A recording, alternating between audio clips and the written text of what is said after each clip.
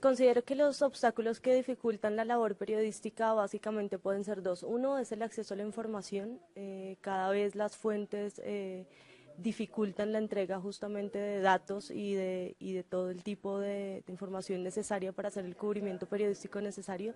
Y otro que es fundamental es que los medios están vinculados a grupos económicos o grupos de interés que siempre van a querer manejar un tipo de información que no entrega del todo, digamos, las investigaciones como se deberían llevar.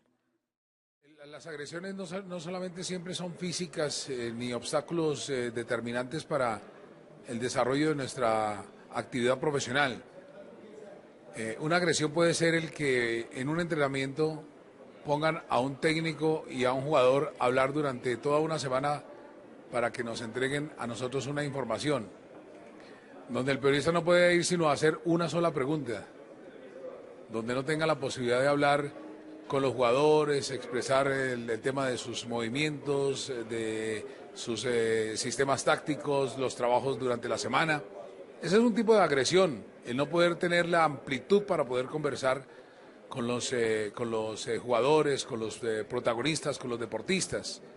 Otra agresión puede ser el no puede pasar de aquí, de esta línea, porque hay otros derechos deportivos que están firmados y primero la televisión y después la radio, prensa y el resto. Ojo que no se puede pasar de una sola pregunta. Otra agresión puede ser que yo entro a una sala de prensa, a una supuesta rueda de prensa y, señores, hoy no habrá preguntas, simplemente el director técnico se va a referir a una sola respuesta. Cosas como esas. Cada vez estamos más lejos los medios de comunicación de los protagonistas del espectáculo en el caso de deportes. Pues sí, el enemigo de los medios siempre están las fuentes. Y esas fuentes tienen por lo general unos jefes de prensa que se vuelven también enemigos de los periodistas, porque son los que controlan, tratan de impedir la llegada del periodista hasta la fuente. El político, en el caso mío, pues trata de actuar de una manera que convenza al periodista de que lo está haciendo bien. Entonces, el principal problema es el interés político. El redactor político tiene siempre esos problemas, el interés del político en transmitir un mensaje que sea favorable para él y que no lo vaya a afectar al mismo. En regiones hay obstáculos como intereses particulares de los gobernantes de turno, actores violentos como las BACRIM, como lo que queda de grupos guerrilleros, también intereses económicos muy fuertes e intereses políticos. Y el periodismo le toca actuar de una manera clara, que es denunciar e informar y entregar todos los elementos para que la opinión pública tome su criterio y su concepto. Ahora bien, esos factores están y han estado siempre. Es imposible evitarlos en regiones. En Bogotá, en ciudades grandes, la situación es complicada porque el periodista está un poco más blindado, pero allá está muy expuesto. Pues yo creo que siempre, en países tan descompensados como este siempre va a haber riesgos.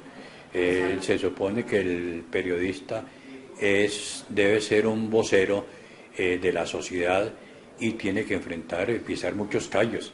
Y creo que en un país con tanta inequidad, en un país con tanto problema social, en un país donde hay unas polarizaciones desde el punto de vista económico, político y social, pues generalmente tratar de defender la equidad social, pues eso representa riesgos. Yo, la verdad, he sido bien tratado en general por los televidentes, por el público en general. Solamente hubo un inconveniente reciente. Frente a esto yo me expresé y pues no guardo ni rencor ni nada, simplemente respondí con sarcasmo y pues ofrecí excusas también por ello.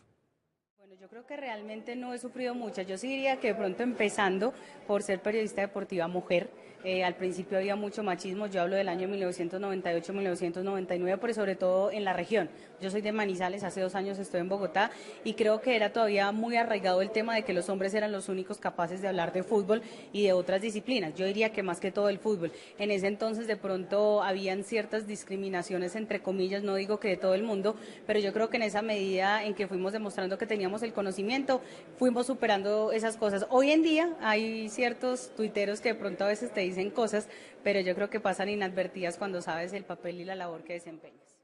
Normalmente, una de las cosas que uno acepta cuando hace periodismo deportivo es que está hablando de pasiones. ¿no? Porque está hablando de equipos, está hablando de jugadores, y eso pues tiene un contenido mucho más pasional que racional.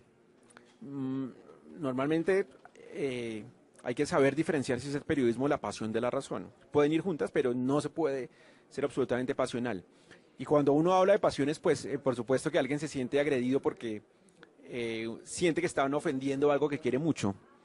Entonces, dentro de eso, pues, por supuesto, cuando hay muchas notas, por ejemplo, de Atlético Nacional, que es el mejor equipo de Colombia, pero pues que también divide, entonces mucha gente se queja en las redes sociales, es que ustedes son hinchas de Nacional y Nacional les paga, y ustedes son periodistas prepago de Nacional, que pasaría igual con cualquier equipo.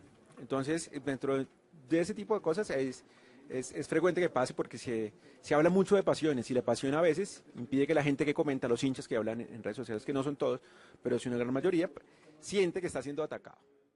Sí, yo creo que todos los periodistas en este país, la gran mayoría hemos recibido amenazas por los informes, por las investigaciones que se hacen, porque decimos X o Y cosas sobre un funcionario que, a pesar de que él sepa que es la verdad, el funcionario siempre lo va a negar, o bueno, una amenaza no se les niega a nadie en este país como una investigación.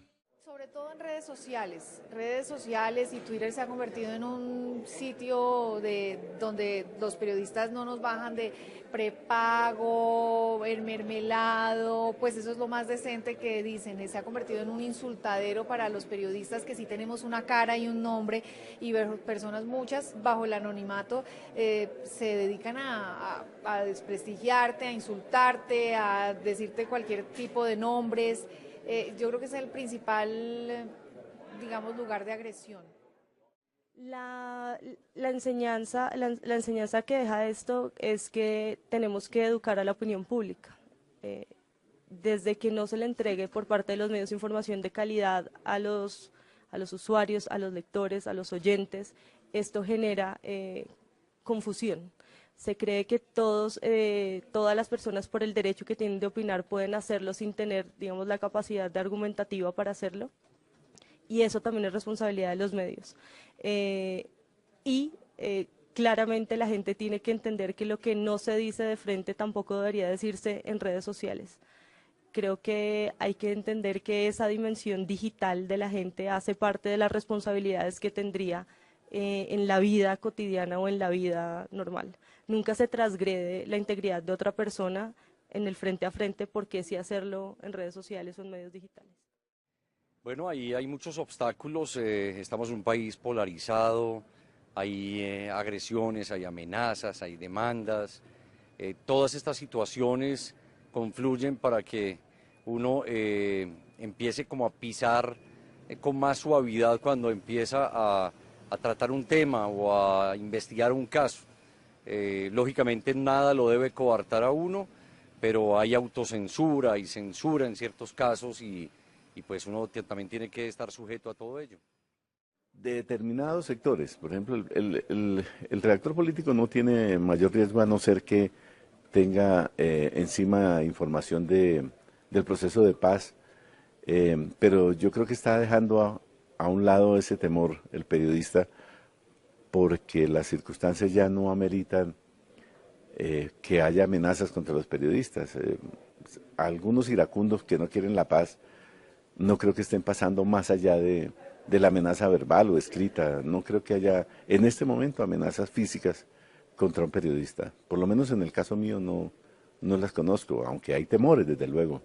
Uno tiene temores de que determinados sectores puedan un día endurecer la lucha y pasar al ataque armado, ¿no? Pues yo creo que la función fundamental, la enseñanza más importante que puede tener uno es el poder ejercitar una actividad en la cual uno pueda llevar la vocería de la sociedad, en la que uno pueda ser la voz cantante de pronto de tantos problemas que tienen grupos sociales que no tienen visibilidad, y de poder denunciar la serie de problemas, de irregularidades que se presentan en el manejo de la administración pública, de la empresa privada. Entonces yo creo que la enseñanza gratificante es el hecho de poder saber que uno quizá ha contribuido de alguna manera con sus trabajos, con sus investigaciones, a denunciar ese tipo de irregularidades. Yo creo que eso es grato para el ejercicio del periodismo.